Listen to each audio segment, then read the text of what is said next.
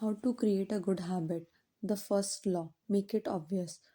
First, fill out habits scorecard, write down your current habits to become aware of them.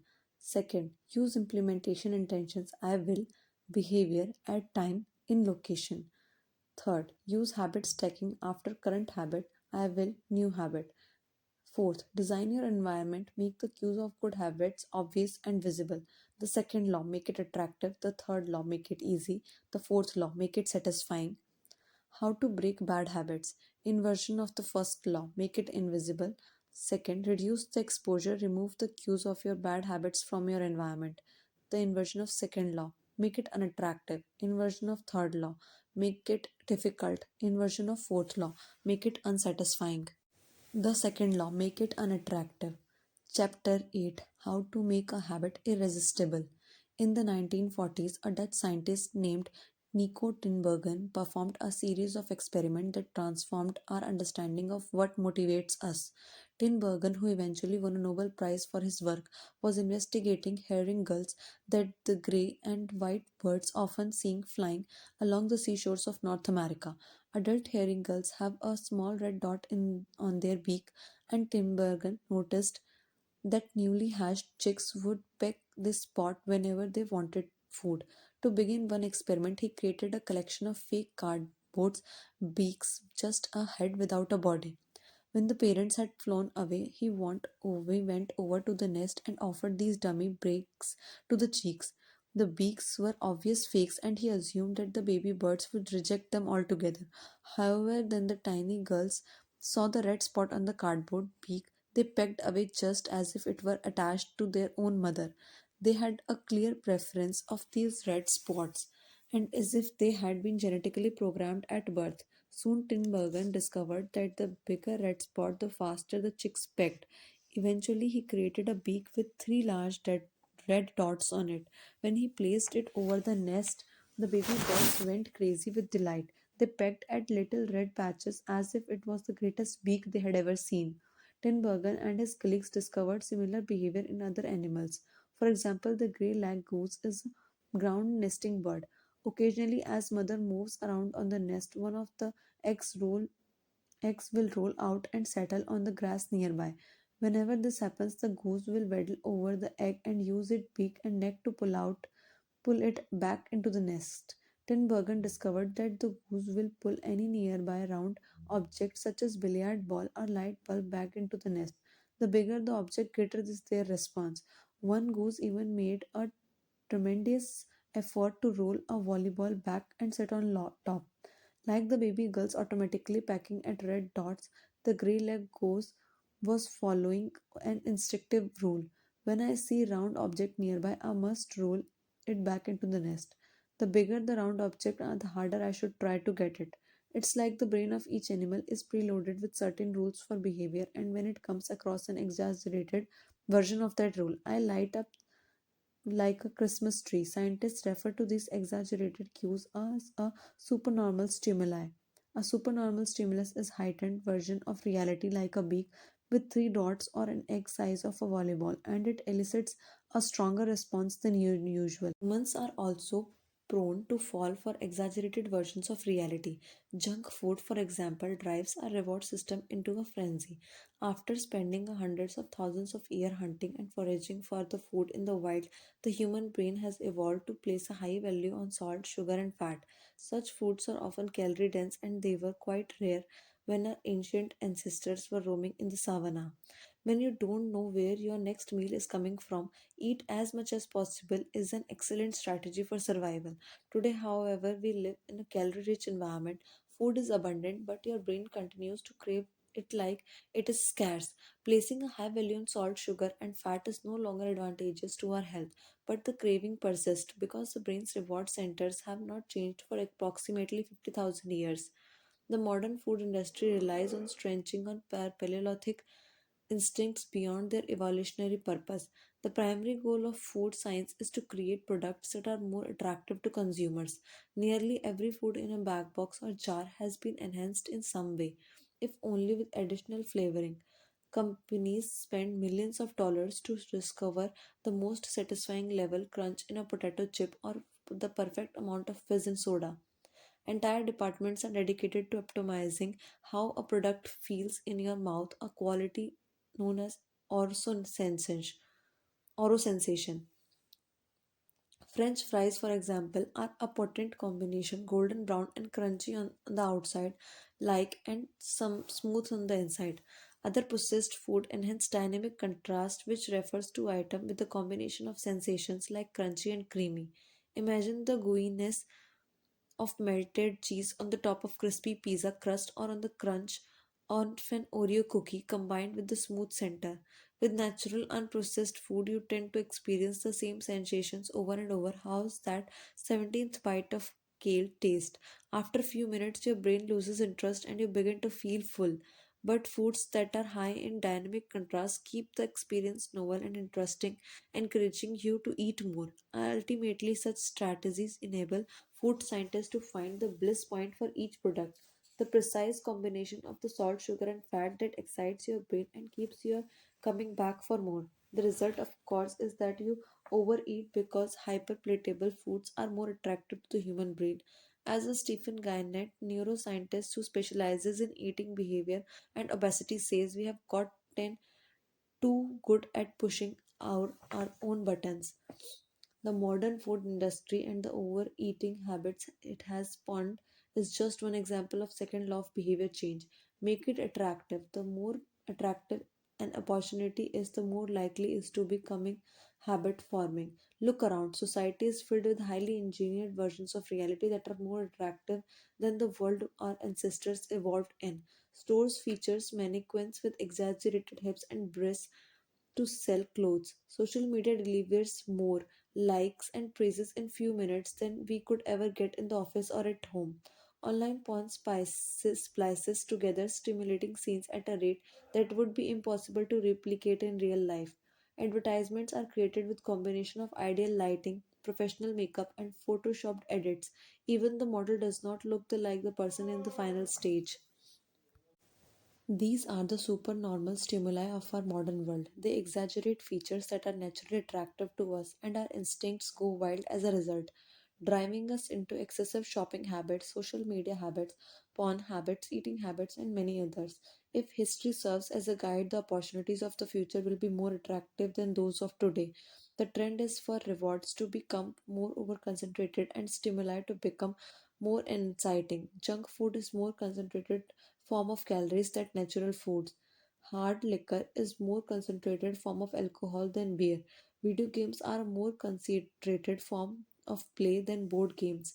Compared to nature, these pleasure-packed experiences are hard to resist. We have the brains of our ancestors, but temptations they never had to face. If you want to increase the odds that a behavior will occur, then you need to make it attractive. Throughout our discussion of the second law, our goal is to learn how to make our habits irresistible. While it is not possible to transform every habit into a supernormal stimulus, we can make any habit more inciting, more enticing. To do this, we must start by understanding what a craving is and how it works. We begin by examining biological signature that all habits share, the dopamine spike, the dopamine driven feedback loop. Scientists can track the precise moment a craving occurs by measuring a neurotransmitter called dopamine. The importance of dopamine became apparent in 1954 when the neuroscientists James Olds and Peter Milner ran an experiment that revealed the neurological processes behind craving and desire. By implanting the electrodes in the brains of rats, the researchers blocked the release of dopamine. To the surprise of the scientists, the rats lost all will to live. They would not eat. They would not have sex. Didn't crave anything. Within a few days, the animals died of thirst. In follow up studies, the other scientists also inhibited the dopamine releasing parts of the brain, but this time they squirted little drops of sugar into the mouths of dopamine depleted rats. Their little rat faces lit up with pleasurable grins from the tasty substance. Even though dopamine was blocked, they liked the sugar as just as much before. They just did not want it anymore. The ability to experience pleasure remained, but without dopamine, desire died, and without desire, action stopped. When other researchers reversed this process and flooded the reward system of the brain with dopamine, animals performed habits at breakneck speed. In one study, mice received a powerful hit of dopamine each time they poked into their nose in a box. Within minutes, the mice developed a craving so strong that they began poking their nose into the box 800 times per hour. Humans are not so different. The average slot machine player will spin the wheel 600 times per hour. Habits are a dopamine driven feedback loop. Each behavior that is highly habit forming, taking drugs, eating junk food, playing video games, and browsing social media, and is associated with higher levels of dopamine. The same can be said for our most basic habitual behaviors like eating food, drinking water, having sex, and interacting socially. For years, scientists assumed dopamine was all about pleasure, but now we know it plays a central role in neurological processes including motivation, learning, and memory, punishment and aversion, and voluntary movement. When it comes to habit, the key takeaway is this: dopamine is released not only when you experience pleasure, but also when you anticipate it. Gambling addicts have dopamine spike right before they place a bet, not after they win. Cocaine addicts get a surge of dopamine when they see the powder, not after they take it. Whenever you predict that an opportunity will be rewarding, your levels of dopamine spike in its anticipation. And whenever dopamine rises, so does your motivation to act. It is the anticipation of a reward, not the fulfillment of it, that gets us to take that action. Interestingly, the reward system that is activated in the brain when you receive a reward in the same system that is activated when you anticipate a reward. This is the reason anticipation of experience can often feel better than the attainment of it. As a child, thinking about Christmas morning can be better than opening the gifts. As an adult, daydreaming about an upcoming vacation can be more enjoyable than actually being in vacation. Scientists refer to this as difference between wanting and liking. Your brain has far more neural circuitry allocated for wanting rewards than for liking them. The wanting centers in the brain are large brain stem, the nucleus accumbens, the ventral tegmental area, the dorsal striatum, and the amygdala, and portions of the prefrontal cortex. By comparison, and the liking centers of the brain are much smaller. They are often referred to as hedonic hedonic hotspots are distributed like Fanny Islands throughout the brain. For instance, researchers have found that 100% of the nucleus accumbens is activated during wanting. Meanwhile, only 10% of the structure is activated during liking. The fact that the brain allocates so much precious space to the regions responsible for craving and desire provides further evidence of the crucial role these processes play. Desire is the engine that drives behavior. Every action is taken because of the anticipation that precedes it. It is the craving that leads to the response. These insights reveal the importance of second law of behavior change. We need to make our habits attractive because it is the expectation of rewarding experience that motivates us to act in the first place. This is where strategy known as temptation bundling comes to into play. How to use temptation bundling to make your habits more attractive. Ron Bryne, an electrical engineer student in Dublin, Ireland, enjoyed watching Netflix, but he also knew that he should exercise more often than he did. Putting his engineering skills to use, Brian hacked his stationary bike and connected it to his laptop and television. Then he wrote a computer program that would allow Netflix to run only if he was cycling at certain speed. If he slowed down for too long, whatever show he was watching would pause until he started paddling again. He was, in the words of one fan, eliminating obesity. He was, in the words of one fan, eliminating obesity one Netflix binge at a time. He was employing temptation bundling to make his exercise habit more attractive. Temptation bundling works by linking an action you want to do with an action you need to do. Was also employing temptation bundling to make his exercise habit more attractive. Temptation bundling works by linking an action you want to do with an action you need to do. In Brian's case, he bundled watching Netflix, the thing he wanted to do, with the riding his stationary bike, the thing he need to do. Businessmen are masters at temptation bundling. For instance, when the American Broadcasting Company, more commonly known as ABC, launched its Thursday night television lineup for 2014-15 season, they promoted temptation bundling on a massive scale. Even every Thursday, the company would air three shows created by screenwriter Shonda Rhimes: Grey's Anatomy, Scandal, and How to Get Away with Murder. They branded it as TGIT on ABC. TGIT stands for Thank God It's Thursday. In addition to promoting shows, ABC encouraged viewers to make popcorn, drink red wine, and enjoy the evening.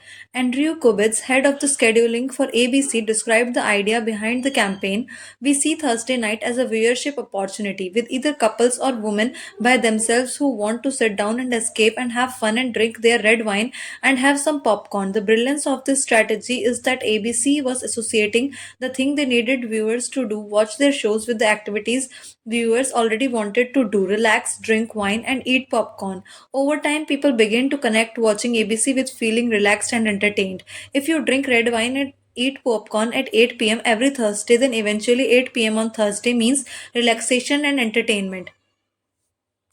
The reward get associated with cue and the habit of turning on television become more attractive. You are more likely to find a behavior attractive if you get to do one of your favorite things at same time. Perhaps you want to hear about the latest celebrity gossip, but you need to get in shape. Using temptation building, you could only read the tabloids and watch reality shows at the gym. Maybe you want to get pedicure, but you need to clean your out email box. Solution: only to get pedicure while processing overdue work emails. Temptation building is one way to apply psychology theory known as Premack's principle, named after the work of Professor David Premack. The principle states that more probable behaviors will reinforce less probable behaviors.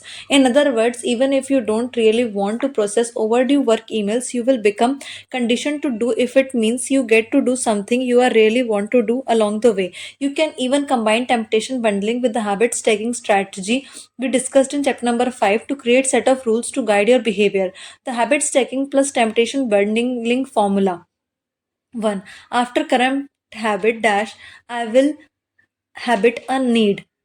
Second, after habit I need, comma, I will habit I want. If you want to read the news but you need to express more gratitude, first, after I get my morning coffee, I will say one thing I am grateful for that happened yesterday. Need.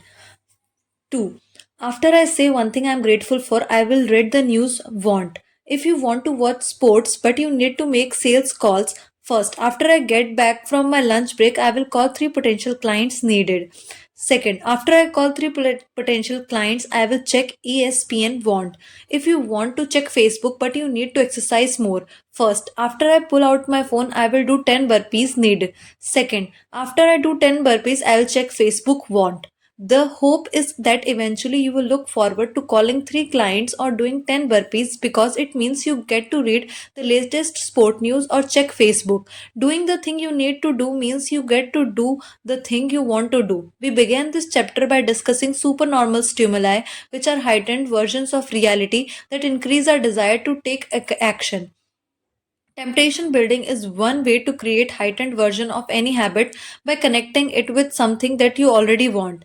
Engineering a truly irresistible habit is a hard task, but this simple strategy can be employed to make nearly any habit more attractive than it would be otherwise. Chapter summary: the second law of behavior change is make it attractive. The more attractive an opportunity is, the more likely is to become habit forming. Habit are dopamine driven feedback loop. When dopamine rises, so does motivation to act. It is the anticipation of a reward, not the fulfillment of it, that get us taken action. The greater the anticipation, the greater the dopamine spike. Temptation building is one way to make your habits more attractive. The strategy is pair of an action you want to do with an action you need to do.